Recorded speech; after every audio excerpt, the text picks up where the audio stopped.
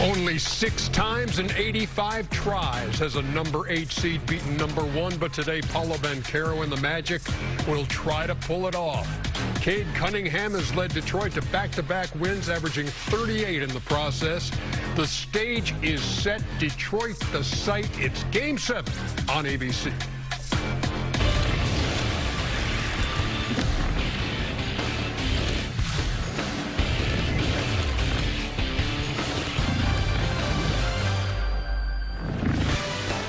There are playoff games, and then there is Game 7. And that's what we've got an hour from now. Orlando and Detroit. NBA Tip-Off is presented by AT&T from Studio J in Atlanta. Ernie Johnson with Shaq and Kenny and Chuck, 3 guys who have all played Game 7s. Do you ever try to say, hey, this is just like any other game? Or is that even possible to do in a Game 7? I think it's impossible to do, and it depends on the circumstances. You know, the word I think about when I think about Orlando Magic is overcome. Can you overcome missing 27 out of 28? Can you overcome being up 3-1 and now it's tied? Can you forget about all that stuff and say, okay, today is the day I need to play the perfect game of play? A lot of emotions go when you play through a Game 7. Obviously, something special in those words, Game 7, Chuck. It's a little stressful. It's very stressful. It's a long, and it was really early, and everybody always try to Shaq is 100% right. It's not a normal game because your season's going to end. Somebody's season's going to end. You know, I always tell people, man, basketball, you look at like, you lift all those weights, do all that sprint work, and play all those games, and then tomorrow somebody's going to wake up and like, damn, it's over. But one team's going to move forward, but it's really stressful. A stressful environment. But at the same time, you have to trust your work. And if you look at the last game in Game 6, a closeout game for Orlando is very similar. They didn't trust their work. I don't care how good a defensive team is playing. When you miss 27 out of 28 shots, the moment is just too big for you. It has nothing to do because you're a pro, and as a pro, the one thing you can do is you can make tough shots. So 27 out of 28, somebody can make more than one tough shot. So that means the moment was too big, and they cannot let this moment of Game 7 be too big for them again today. I don't agree with that. Well, they had a 24-point lead. The moment, I think the hard... You missed 27 out of 28 shots. They had a 24-point lead, so the moment wasn't too big. I think the one thing you have to always, like, man, you got to kill people. Like, when you got a 24-point lead, they just let up. And then once, and I've been in that situation before, when you got a big lead, instead of putting your foot on their neck, you're like, okay, we got this. And then it's down to 17. You're like, okay, we still got this. And Ernie, one thing I hate as a fan is when you do not adjust. After you miss 10 shots, somebody got to say, hey, man, don't shoot another 3, Kenny. You shoot another 3 and punch in your face. Put it on the floor, go to the hole, get a But the thing is, Chuck, somebody must have said it, and they went to the hole and still missed layups. I mean, but get fouled. I looked at a bunch of that game. They were just still jacking up threes. Well, we have much more to talk about on this game, but first, the Magic hope history won't repeat itself today in Detroit. 23 years ago, after leading the series 3-1, the Magic dropped Game 7 in Detroit by 15. They led this series 3-1, but on Friday night, chance to close it out at home, they collapsed.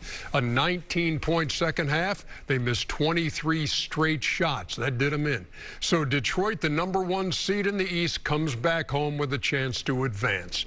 Lisa Salters will be working the sidelines.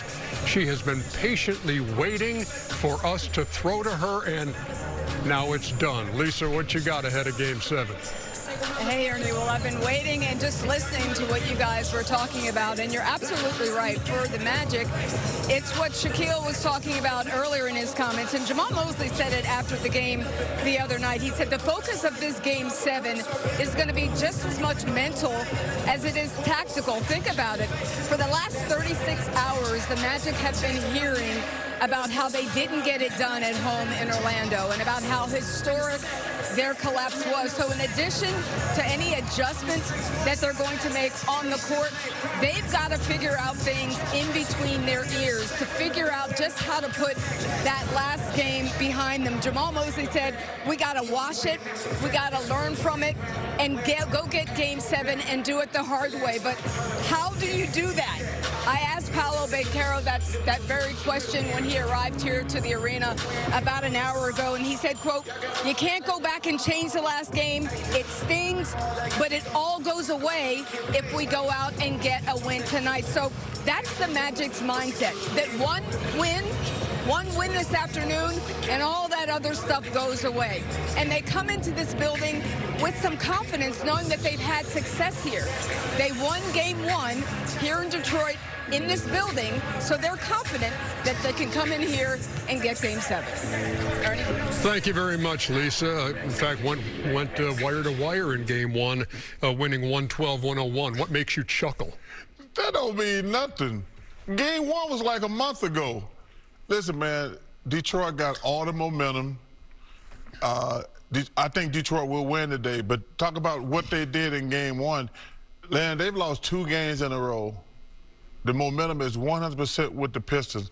But to talk about they feel confident because they won to Detroit. Well, you're looking for something to feel good about going into this game, aren't you? You can't just come in with your tail between your legs. You can't, but your tail is between your legs because you blew a 24-point lead at home and you missed 27 out of 28 shots.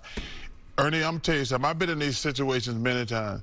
Man, when you got a chance to close them out, you got to close them out.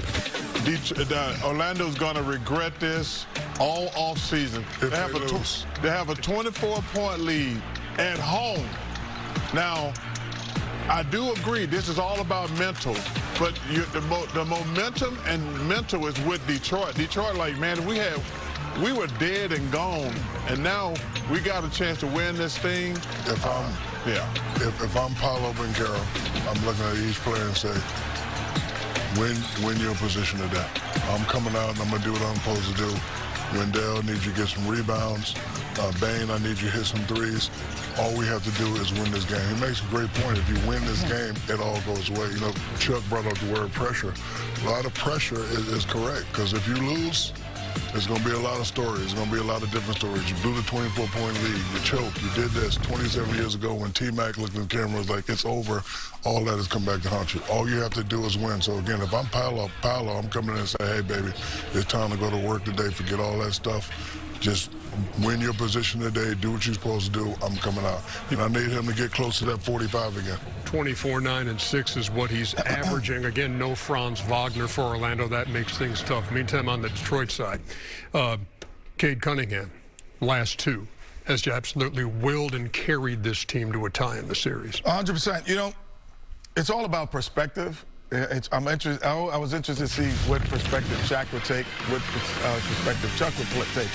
The only perspective that I can really speak to and have some accuracy is being down 3-1, being on a team that was down 3-1 twice and come back to win the series. So I'm looking at it from my perspective is the Detroit Pistons. We have done what we're supposed to do, and now we have the ability to not have to change everything that we do. We don't have to change our game plan because we've had success in the last 2 games. And when we had our biggest success, it was in the biggest moment, in the closeout game. And for me, I always say the series doesn't start until a team is faced with elimination. All of that winning at home, and when you're faced with elimination, that's when you look to your right and you look at it and you realize who these men are. And you are seeing who the Detroit Pistons are. Their confidence is sky high. They were like, let's just get it home. That's what we were saying when I was on teams like that. Let's just get it home, and there's no way they're going to beat us at our place. Most sensible people, when they talk about it, they said the series doesn't start till you lose a home game. That's what everybody says, because that gives you a chance to close out at home. They had their chance. You know, Shaq talked about Paolo. Paolo was 4 for 20. There's no way if he should have been saying before Game 6, I cannot let this thing go back to Detroit, because we're not going to win Game 7. So this is. You don't think 20 shots is trying to do that and just didn't happen? Yeah, but it don't matter. He didn't make that. Yeah, but I'm saying he didn't make it, but he tried it. Yeah, you can't go 4 for 20 in a closeout game at home. At home, 4 for 20 and 0 for 9 from deep. Yeah, you can't do that. So we look forward to Game 7 here on ABC, and when we come back, there was magic.